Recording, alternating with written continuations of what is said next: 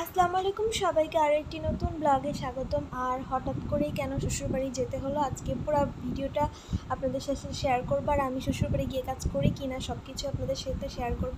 যাই হোক, সকালবেলা ঘুম থেকে উঠে তো বাবার বাড়িতেই ছিলাম, সেখান থেকে আপু মাছ কাটতেছিল আর আমি ছাদে যেয়ে, আমার তো এখানে কোনো কাজ নেই, আমি ছাদে যেয়ে ভিডিও করতেছিলাম আর একটু সুন্দর আবহাওয়ার ফিল নিচ্ছিলাম। আর সবাইকে একটা কথা বলে রাখি, রুই মাছ আমার অনেক বেশি পছন্দ।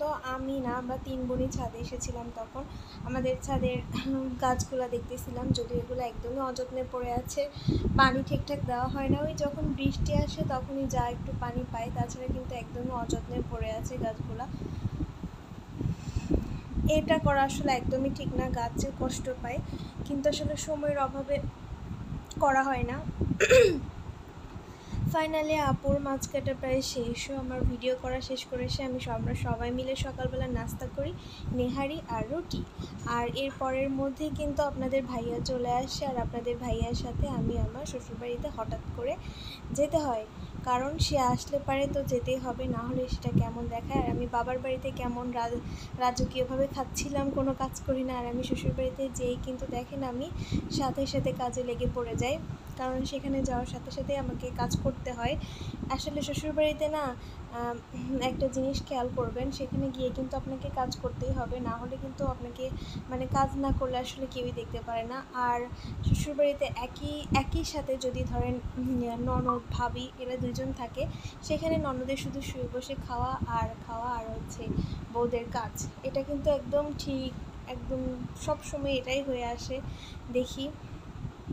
যাই হোক, আবার অনেকে হয়তো বলতে পারেন যে ননদরা আসে ঘুরতে, সেখানে আবার কাজ করলে কি হবে। আসলে ঘুরতে আসাটা এটা ঠিকই বলেছেন, যখন 1-2 দিনের জন্য বা 1 সপ্তাহের জন্য ঘুরতে আসবে তখন তাকে তৈরি করে খাওয়াতে হয়, কিন্তু আমি যেভাবে যাই, কারণ আমার ননদ যত থাকে তার থেকে অনেক কম আমিই থাকি, আর আমি যেভাবে শ্বশুরবাড়িতে যাই খুবই কম, হঠাৎ যাই, কিন্তু তারপরেও কিন্তু আমি রান্নাবান্না করি আমার জায়ের সাথে, সেও আমাকে ডাকে আর আমি নিজের ইচ্ছাতেও যাই, আমার নিজের পছন্দ মতোও যাই। আর এখানে হচ্ছে গরুর মাংস ভুনা করা হচ্ছিল, সাথে হচ্ছে মাটির চুলায় কিন্তু গরুর মাংস ভুনা অনেক মজা লাগে।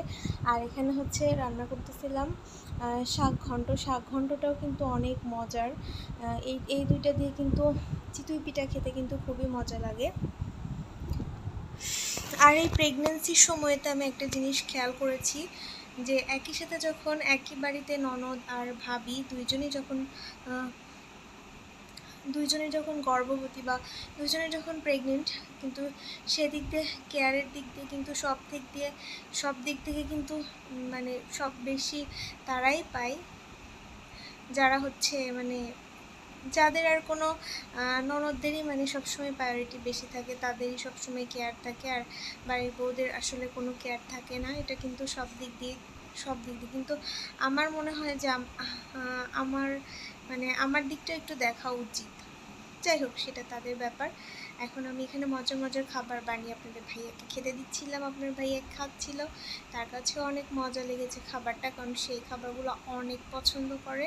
আর এগুলো সচরাচর পিঠাটা আমাদের বাড়িতে একদমই বানানো হয় না, আমার বাবার বাড়িতে পিঠা আমার শ্বশুর বাড়িতে যেই খাওয়া হয়, তাছাড়া খাওয়া হয় না। আর তারপরে আমি ছাদ থেকে কাপড় চোপড় উঠিয়ে নিচ্ছিলাম। আজকের ভিডিওটা পর্যন্ত, ভালো লাগলে লাইক কমেন্ট শেয়ার করবেন।